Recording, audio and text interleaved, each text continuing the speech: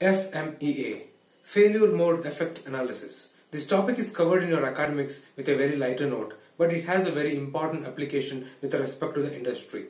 Whether it is software, hardware, mechanical, or even with certain modifications, it's being used in finance, marketing, human resource as well. That makes it extremely important to know what is FMEA. At least as a fresher or with little experience, you should not be in a position where you don't know what is FMEA. FMEA is all about predicting a failure before it occurs and taking necessary measures in order to avoid the same. This is Srilal. Welcome to another video.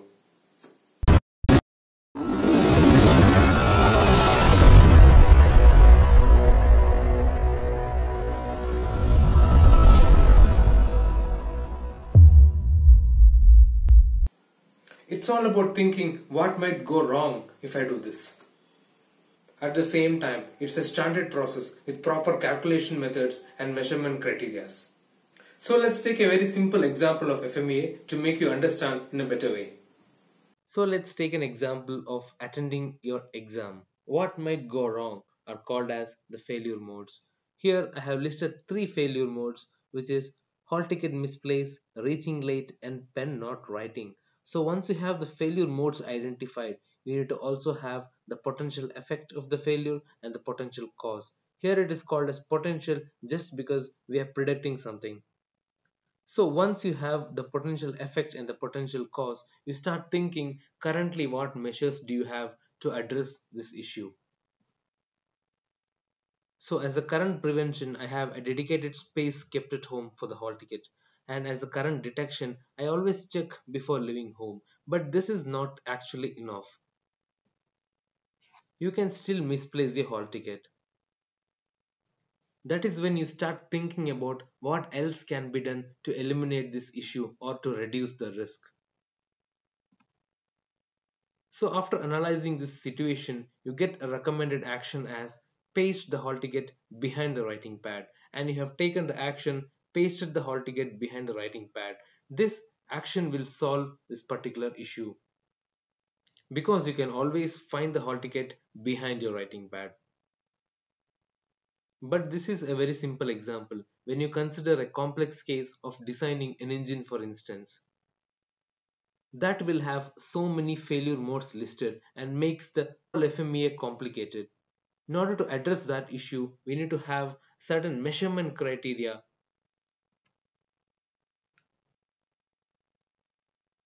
So what are those measuring criteria? So measurement is nothing but the rating given on below factors from 1 to 10, 10 being the most critical. So let's see what are those below factors. They are severity, occurrence, and detection. That means a severity rating, an occurrence rating, and detection rating is given for each failure modes listed. The severity rating is based on the potential effect. The occurrence rating is based on the potential cause of the failure. And detection rating is based on the current detection whatever you have. Severity is for the consequence of the failure. Occurrence is for the frequency of the failure, how often the failure might cause, and detection is for how well this problem can be detected. There is no special criteria or standard set for the ratings. It all depends on the kind of failure mode selected.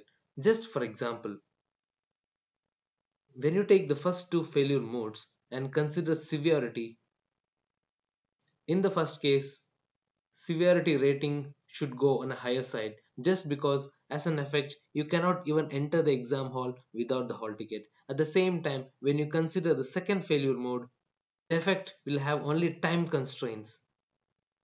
So the criticality is reduced and you give a severity rating on a lower side. The same logic works with occurrence and detection as well. It depends on each failure mode. So to make the FMEA complete, we need to incorporate these 3 factors into the above table, and that forms a standard widely used FMEA format. So this is the widely used standard format.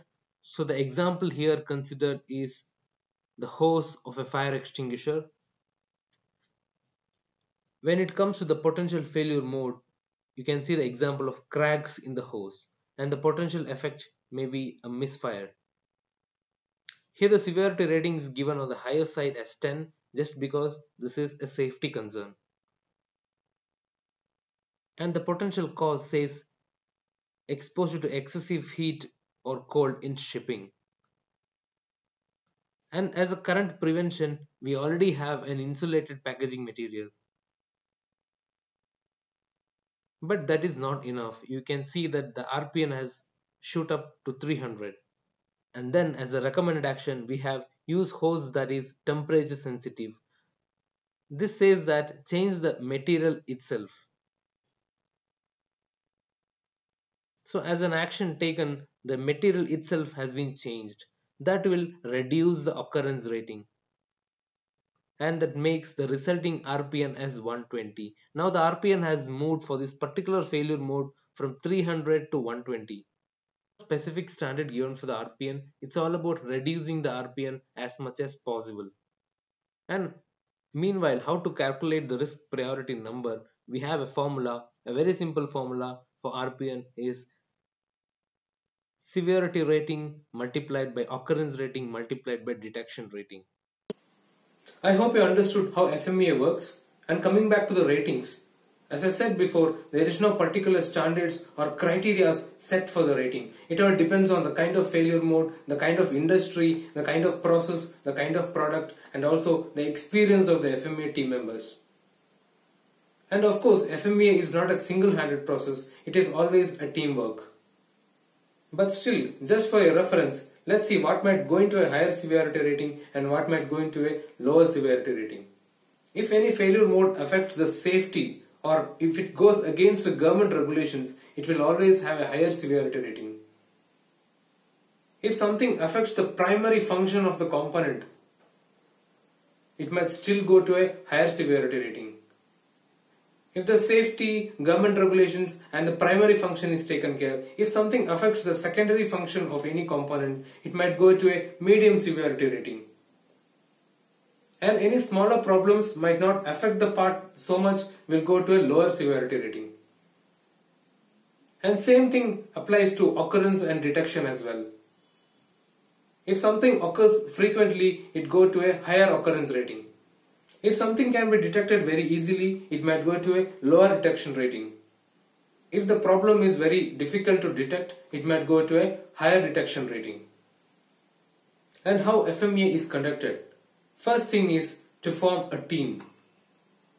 An FMEA team is formed, there will be an FMEA leader, and there will be team members from different sections who can really comment about the product or the process.